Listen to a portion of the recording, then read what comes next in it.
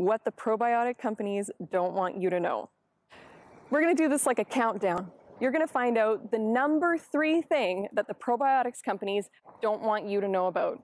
And the number 3 thing is you need 10 times the bifidum bacteria that you do the lactobacillus strains. What does that mean?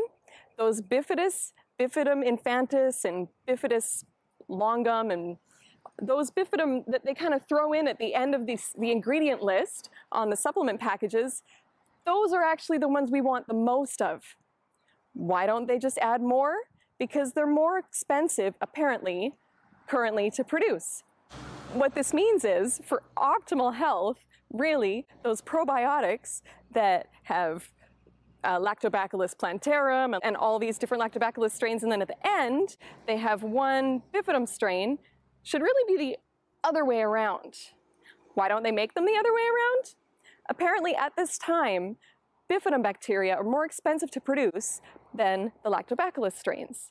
And so they're basically, like any company, trying to cut their costs and make sure that everything's manageable. And so they put a lot of the cheap stuff in, and they only put in a little bit of the stuff that we need the most. The bifidum bacteria like to live in the large intestine, which is actually where most of our bacteria live. If the Lactobacillus strains are going to set up home anywhere, they often live in the small intestine, which you may know can be a problem if there's too much growing in there. We actually don't want a lot of stuff in there. We want most of our bacteria to be in our large intestine. And so when we're taking the bifidum, they set up home in our large intestine where we really want them. And there are so many benefits of bifidum bacteria. Some of them produce an enzyme that eats histamine, which can be really beneficial if you have allergies, food allergies, histamine allergies, or any other allergic response. A lot of the bifidum bacteria utilize a lot of the waste products produced by the other bacteria in our digestive tracts. And so if there aren't enough bifidum species in there, and there just aren't enough of them in general, then they're not going to be able to basically take out the trash for us, and we're going to be ending up with a lot of detox burden that we really don't need. So what can we do about this? You can get bifidum-only probiotics. You can get them from iHerb.com, you can get them from customprobiotics.com. The thing is, if you want a large concentration of bifidum bacteria, the price is going to go up. Just yesterday I received an email from a client who said, "Hey Steph, these probiotics are going to cost me $200. So what can I do about that?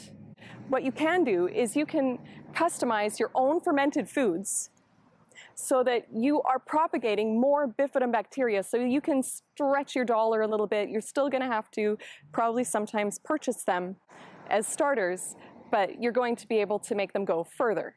So all right, let's take this home. The number 3 thing that the probiotics companies don't want you to know about their products is that we need 10 times the bifidum bacteria that we do the lactobacillus strains. What we can do about it is probably buy a separate bifidum probiotic, and we can also customize our own fermented foods to propagate this bifidum so that we're going to get more of what we need, and we can save money by not buying what we don't need.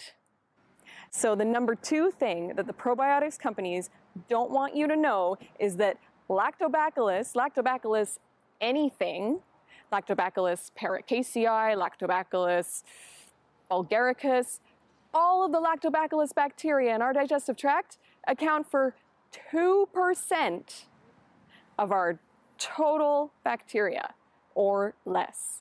That's right, so Lactobacillus bulgaricus, Lactobacillus paracasei, Lactobacillus, all those different strains should add up to between about 1 and 2% of our entire colony.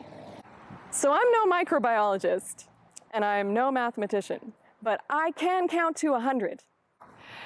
Now, I'm no microbiologist, and I'm no mathematician, but I can count to 100. And as we found out last time, the bifidum strains should be about 10 times the lactobacillus strains in our whole gut. And those two together should actually come to like just over 10%, something between 10 and not even close to 20% of our total gut flora. What does this mean? So if 10% or slightly more of our gut flora come from the probiotics that we can purchase in the store, where do the other ones come from? So yes, there are some other opportunistic bacteria that we're not going to talk about in this series that will live in our digestive tracts if given the opportunity. But those are also a really small percentage. The majority, the vast majority of the bacteria in our digestive systems are soil-based organisms or other organisms that are just simply not for sale. So to be clear, most of the bacteria that we really want living in our gut, we can't buy in capsules. Here's the thing. The foods that we eat have more of an impact on this up to 90%, ideally, of our digestive bacteria than the probiotic supplements that we take. That's right. What we eat is going to impact our digestive flora more than our supplements. Soil-based microorganisms, we can't buy in a capsule. They're not for sale. Nobody's doing any studies on dirt about its health benefits because you can't sell dirt unless you're the garden center. It's literally dirt cheap. The majority of research done so far on digestive flora has been done by supplement companies and dairy companies. And they are companies that are trying to sell us something. And they're not accounting for this up to 90% of the bacteria that we have control over with the foods that we eat. Here's a really important secret. In these 90% of the bacteria that we can't purchase are all the bacteria that can affect our metabolism and how we're burning or storing fat. In this 90% of bacteria, we have bacteria that can contribute to type 2 diabetes, or we have bacteria that can, when they're in balance, help you to not develop these kinds of problems. Studies on some of these bacteria in this 90% have shown that there are particular strains or particular balances that can cause us to gain or lose weight. This is very important. And it's not something that the probiotics companies are talking about, and it's not something that they want you to know. So to sum this up to 90% of the bacteria that we want living in our healthy guts cannot be purchased. They're not sold in the health food store, and they're affected more by the foods that we eat than by the supplements that we buy. What can we do about this?